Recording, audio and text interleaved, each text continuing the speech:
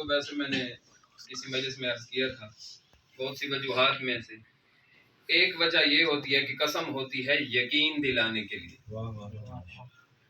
دوسری بات یہ ہوتی ہے کہ قسم جب کوئی کسی کی کھاتا ہے تو وہ اس کی عزت اور عظمت کو بتا رہا ہوتا ہے کہ اس کی عزت کیا ہے، اس کی عظمت کیا ہے، اس کا مقام کیا ہے۔ تو میرے دوستو بھول کے بھی نہ سوچا کرو کہ اللہ اس سورج کی قسم کھا رہا ہے، کہ اس چاند کی قسم کھا رہا ہے، کیونکہ اس سورج کو بھی فنا ہے اور چاند کو بھی فنا ہے، اور اللہ کبھی فنا ہونے والے کی قسم نہیں کھایا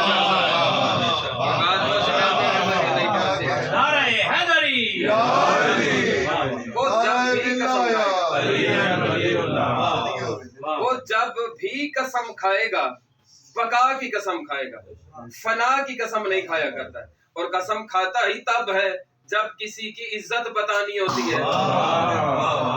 میرے دوستوں میں اس کی فضیلت پڑھوں بھی تو کیا پڑھوں جس کی فضیلت کے لیے اللہ قسم کھا کے بیان قرآن میں کر رہا ہو۔ بات پہنچی کہ نہیں میرے دوستوں؟ کیا کہہ رہا ہے؟ والشمس والضحاها، اللہ کہہ رہا ہے مجھے سورج کی قسم، والضحاها اور اس کی روشنی کی قسم، پھر کیا کہتا ہے؟ والقمر اذا تلاها، اور اس چاند کی بھی قسم جو سورج کے پیچھے پیچھے چلا کرتا ہے۔ نہیں بولتے میرے دوست، میں اسے آسان کرنے کی کوشش کر رہا ہوں میرے دوستوں۔ یہی آیت میرے 6ویں امام کے سامنے ایک بندے نے پڑھی، اور پڑھنے کے بعد کہنے لگا مولا سورج کون ہے، چاند کون ہے؟ کتاب کا نام سن لیے جہاں سے میں نے پڑھا تھا زندگی میں پہلی مرتبہ۔ میں کوشش کرتا ہوں جہاں پہلی مرتبہ بندہ پڑھتا ہے بھولتا نہیں ہے، اس سے 1000 بڑی کتابیں پڑھ لی جائیں نا میرے دوستوں، مگر جب پہلی بار آپ اسے پڑھیں گے کبھی بھولیں گے۔ مقبول صاحب کا ضمیمہ مجھے کسی نے تحفے میں دیا تھا، میں نے جب اس کے ضمیمے کو کھولا اس سورت کو پڑھنے کا دھران بھائی میں نے ارادہ کیا، تو اس میں جب اس سورت کی تفسیر میرے 6ویں امام سے لکھی ہوئی تھی وہ یہی تھی۔ بندہ پوچھ رہا ہے مولا یہاں سورج کون ہے، چاند کون ہے؟ تو مسکرا کے میرے مولا نے فرمایا ایک دن ہمارا نانا آرائش اور زیبائش کو شرمندہ کرتے ہوئے واللیل کی زلفوں میں کنجی کر کے حجرہ شریعت سے حجرہ مسجد کی طرف جا رہا تھا، یہ اس کی چال کو دیکھ کر مرج البحرین کے موتیوں کو دیکھ کر واللیل کی زلفوں کو دیکھ کر خالق کائنات نے اپنے حبیب پر قرآن کی اس آیت کو نچھاور کیا، کہنے لگا والشمس والضحاها، مجھے تیرے سورج کی طرح چمکتے ہوئے چہرے کی قسم ہے۔ یہی آیت پہنچائی، جبرائیل نے سلام کیا، نبیوں کے سلطان کو واپس گیا، آواز قدرت آنے لگی، اور جبرائیل اتنے جلدی واپس آ گیا، کہنے لگا مالک ابھی تو نے ہی تو بھیجا تھا، کہنے لگا ایک اور پیغام بھی ابھی باقی ہے، کہنے لگا وہ کون سا؟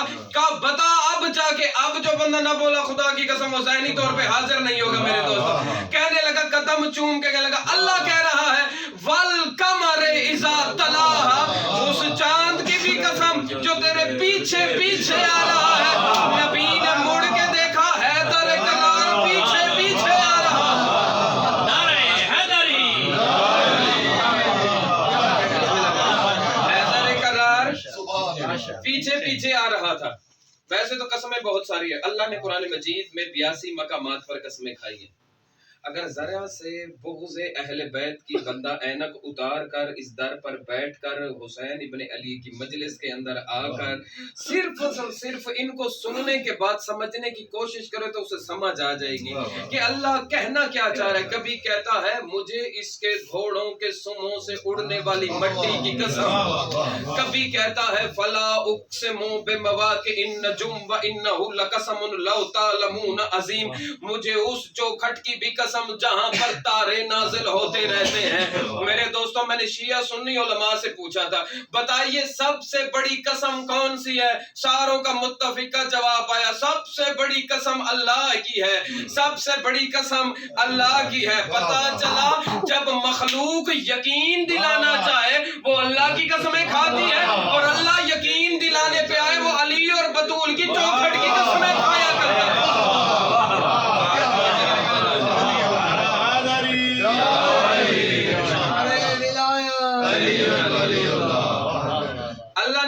सूरज कहा पैगंबर को, चांद कहा अली को। सूरज है रसूल, चांद है अली। इससे ज्यादा लुत्फ वाली बात मेरे पास है कोई नहीं जो मैं आपको तोहफे में पेश कर सकूं। अल्लाह ने जिसे सूरज बनाया था उसने चांद के 2 टुकड़े कर दिए।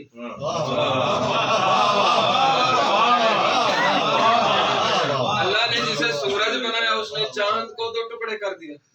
अल्लाह ने जिसे चांद बनाया उसने सूरज को वापस पलटा के मैं मेरा दिल कर रहा है बड़े प्यार से एक पैगाम है जो आपकी खिदमत के अंदर हदिया कर रहा हूं। और अल्लाह कुरान मजीद के अंदर सूरह यासीन के अंदर सूरज और चांद की गर्दिश का तज़किरा करते करते कहता है ज़ालिका तक़दीरुल अज़ीज़ुल हकीम, ये इज्जत वाले, इल्म वाले, हिकमत वाले खुदा की तकदीर है।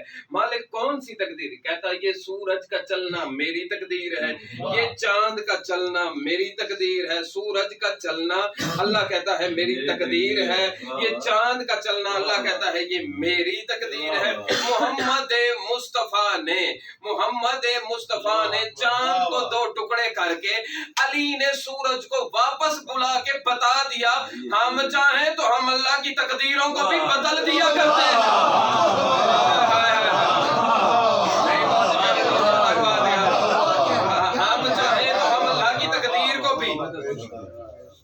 सोचने की बात नहीं है, लड़ने की बात थोड़ी है। जो अल्लाह की तकदीर बदल सकते हैं वो तेरी तकदीर नहीं बदल सकते हैं, वो राहिब की तकदीर नहीं बदल सकते हैं। औलाद भाई उसके लिए शादी होना जरूरी नहीं।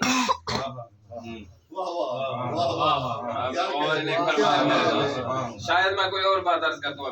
चलिए मैं जल्दी अपने बस मकसद पे आने लगा। जिसे अल्लाह ने सूरज बनाया उसने चांद को 2 कर दिया, जिसे चांद बनाया था अल्लाह उसने सूरज को वापस बुला दी। सूरज और चांद एक वक्त में बदले भी हैं। अगर मैं इस पे अर्ज करना चाहूँ ना कि भाई वो सूरज जब झुकता है तो कहाँ जाता है, इस पर भी पैगंबर की हदीसें हैं। चांद जो आधा आधा होके गायब होता रहता है वो कहाँ जाता है? हमने तवज्जो नहीं फरमाई। आपने देखा नहीं, ये मौलवियों को देख रहे, दुनिया को कोई मौलवी आज दिन तक चांद पे लड़ाई है, चांद पे झगड़ा करेगा, चांद पे इजलास बुलाएगा, चांद पे मीटिंग करेगा। कभी ये इजलास हुआ कि सूरज निकलेगा कि नहीं? कभी निकला हो कि भाई आज पहला सूरज है या दूसरा सूरज है? इन्होंने झगड़ा जब भी किया है चांद पे किया है। मेरे दोस्तों ऐसे आसान बात हो नहीं सकती। इन्होंने जब भी इजलास बुलवाए हैं चांद पे बुलवाए हैं, इन्होंने जब भी झगड़े किए हैं चांद पे झगड़ा। चांद अच्छा झगड़ा इतना होता है कि जहर वाला हलवा भी खा जाए तो पता नहीं चलता है। पता नहीं किसी को याद है या नहीं है। चांद पे झगड़ा, चांद पे मीटिंग, चांद पे इजलास। लेकिन मुझे अली की इज्जत की कसम जमाना चाहे जितना चांद पे लड़ता रहे, चांद की लड़ाई पहली को रहती है, चांद की लड़ाई दूसरी को भी रहती है, चांद की लड़ाई तीसरी को भी रहती है, लेकिन उस दिन चांद की भी लड़ाई खत्म हो जाती है जब चांद 14वीं का हो जाता है। पूरा चांद न 13 का होता है न 15 का होता है, 14वीं का चांद सारे झगड़ों को खत्म कर देता है। मुझे अली की इज्जत की कसम जमाना जितना चाहे अली की इमामत पे लड़ता रहे, ये लड़ाई उस दिन खत्म हो जाएगी जब हाथ में जुल्फकार लेकर मोहम्मद का 14वीं का चांद तलू कर जाए।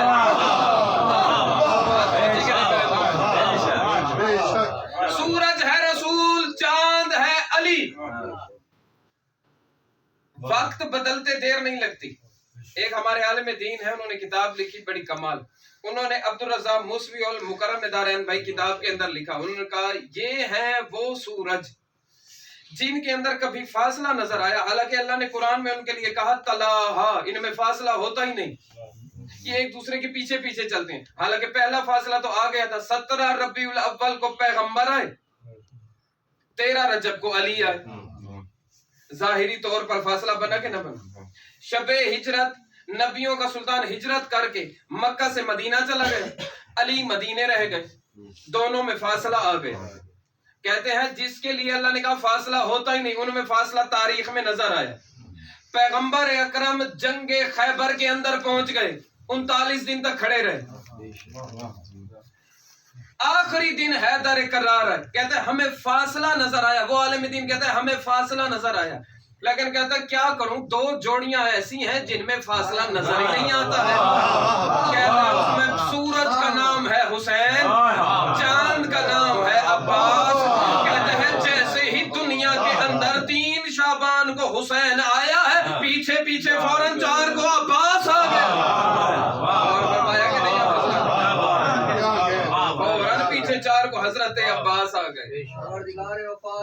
بلند کر صلوات.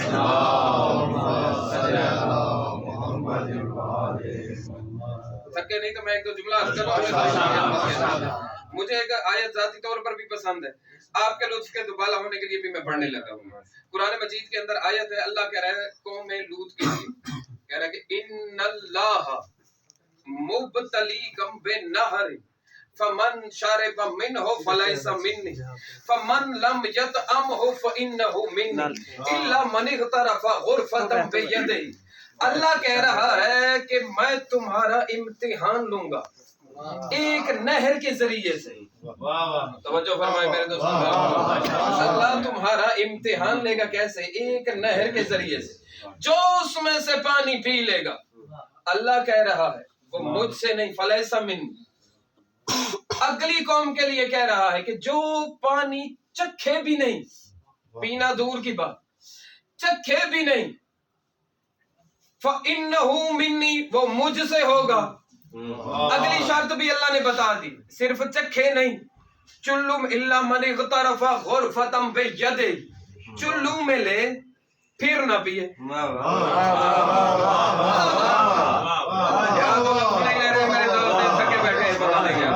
میں آسان کر دیتا ہوں، قرآن مجید کی بہت ساری آیات ہیں جو نازل کسی اور کام کے لیے ہوئی ظاہری طور پر، لیکن ان کا مقصد، ان کا شان نزول کسی اور وقت تھا، لیکن ان کی حقیقی مصداق کوئی اور تھے.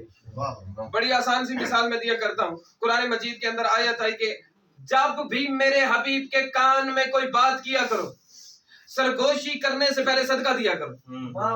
آیت کس کے لیے؟ صحابہ کے لیے.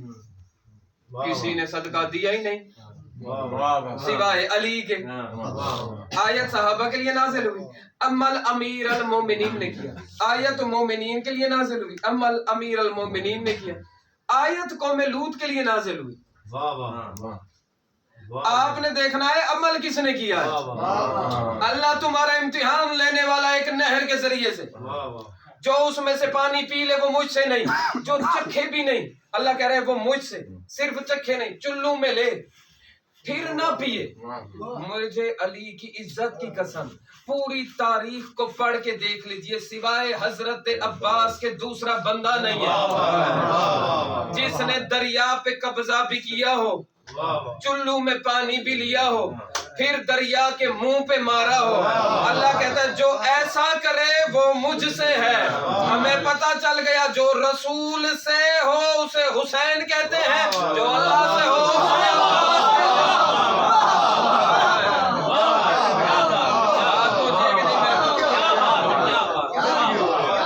اگلا جملہ بھی میں کہہ جاتا ہوں، ہو سکتا ہے میرے جانے کے بعد کسی کے دل کے اندر کوئی غبار اٹھ پڑے، وہ کہے کہ صاحب نہیں میں بغض میں نہیں پوچھ رہا، محبت میں پوچھ رہا ہوں. آپ حضرت عباس کو اتنا بھی نہ بڑھائیے کہ کہہ دیجئے کہ اللہ سے ہو گیا. اس سے اتنا ضرور پوچھ لینا قوم لوط کے لیے تو آیت ہے.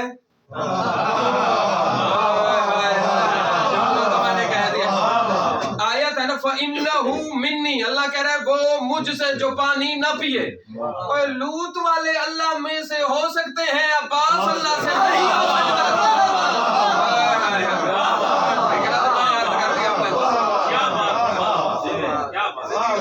شعر پڑھنے لگا ہوں یار، جو ذوق رکھتے ہیں ہے تو انہیں کے لیے.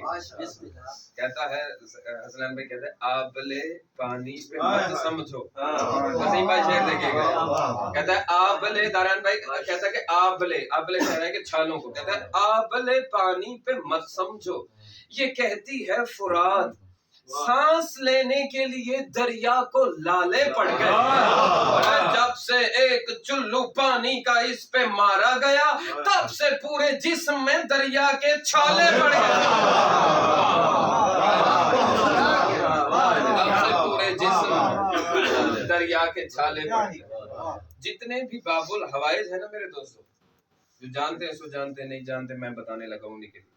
باب الحوائج کو باب الحوائج کیوں کہا جاتا ہے؟ حالانکہ کلنا واحد، نورنا واحد، سب کا نور واحد، سارے کے سارے ایک، سارے کے سارے باب الحوائج. لیکن کچھ ہستیاں مخصوص ہیں باب الحوائج کے لیے. تو میرے دوستو آپ جانتے ہیں باب الحوائج کو جو میں نے تعریف پڑھی، یہ چند ہستیاں باب الحوائج کیوں ہیں؟ اس کی وجہ مجھے جو نظر آئی وہ صرف ایک ہی نظر ہے.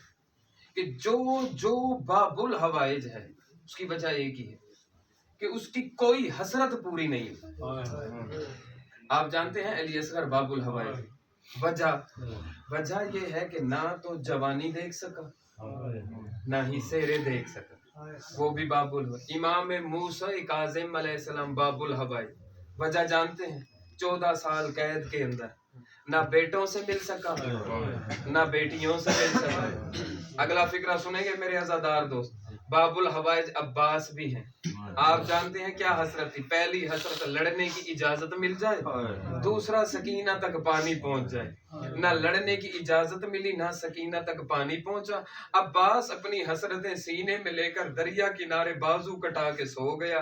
اللہ کی آواز ہے، غازی تیری کوئی حسرت پوری نہیں ہوئی مگر قیامت تک جو تیرا نام لے کر مجھ سے مانگے گا میں اللہ اسے کبھی خالی جھولی واپس نہیں بھیجوں گا۔ میں نے دیکھا ہے عمومی طور پر خدا نخواستہ گھر کے اندر کوئی خبر پہنچ جائے نا کہ یار ایکسیڈنٹ ہو گیا ہے کسی کا، تو اب پتہ کیا ہوتا ہے، ہماری مائیں بہنیں دوڑ کے فوراً حضرت عباس کا علم پکڑ لیتی ہیں اور رو رو کے کہتے ہیں غازی میرے بھائی کی خیر ہو، غازی میرے بھائی کی خیر ہو، رو رو کے مائیں دعا غازی میرے بیٹے کی خیر ہو۔ سوچو تو صحیح 1400 سال بعد جو تمہاری اور میری ماؤں بہنوں کے لیے اتنا بڑا آسرا ہے، اللہ جانے اس پر زینب کو کتنی آس تھی، اللہ جانے اس پر سکینہ کو کتنی آس تھی۔ میں ایک معجزہ بیان کرتا ہوں اور اسی پہ بیان کو میں سمیٹنے لگا ہوں میرے دوستو۔ حضرت عباس کائنات کی وہ واحد ہستی ہے کہ جس کے لیے عباس جب روانہ ہونے لگے ہیں نا، جب خیمے سے نکل کے روانہ ہونے لگے نا، ایک ایک بی بی کو مخاطب کر کے بی بی عالیہ نے کہا میں نے گھر سے نکلتے ہوئے تمہارے برقوں کی ضمانت لی تھی، آج زینب اپنی ضمانت واپس لے رہی ہے، میرے برقے کا ضامن اب دنیا سے جا رہا ہے۔ شاید کہ کوئی بندہ محسوس کر سکے اس معجزے کو۔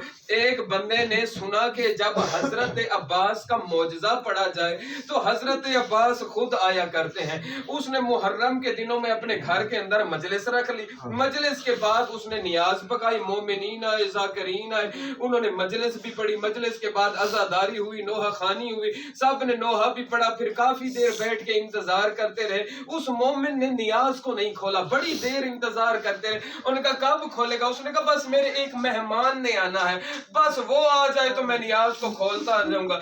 ایک ایک کر کے بندے گھر سے نکلتے گئے، مومن انتظار کرتا رہا شاید ابھی آ جائے، شاید ابھی آ جائے، شاید ابھی آ جائے۔ جب کوئی نہیں آیا نا، جب سب چلے گئے، کمرے کے اندر ایک اکیلا یہ بندہ بچ گیا، ایک اور اس کے ساتھ کوئی بندہ تھا۔ کہنے لگا بندہ خدا حضرت عباس تو نہیں آئے میری مجلس پہ، بس تو دعا مانگ تاکہ میری منت پوری ہو جائے اور میں حضرت عباس کی حاضری کو کھول لوں۔ اسی وقت جب اس نے دعا کے لیے ہاتھ اٹھائے، اس مرد مومن نے اس کے ساتھ پڑھنا شروع کیا، مالک اس کی نیاز کو اپنی بارگاہ کے اندر قبول فرما، مالک اسے دنیا کے غموں سے نجات عطا فرما، مالک اس کی نیاز کو قبول فرما۔ وہ بندہ تڑپ کے کہنے لگا اے بندہ خدا تو نے کیسی دعا منگائی ہے، تو نے تو دعا کے لیے ہاتھ ہی نہیں اٹھائے ہیں۔ اس وقت تڑپ کے آواز ہے اگر ہاتھ میرے ساتھ ہوتے کبھی سکینہ پیاسی نہ رہتی، کبھی زینب کے برقے کو آنچ نہ آتی، کبھی حسین پہ تیرا ضربے نہ چلتی، اگر میرے ہاتھ سلامت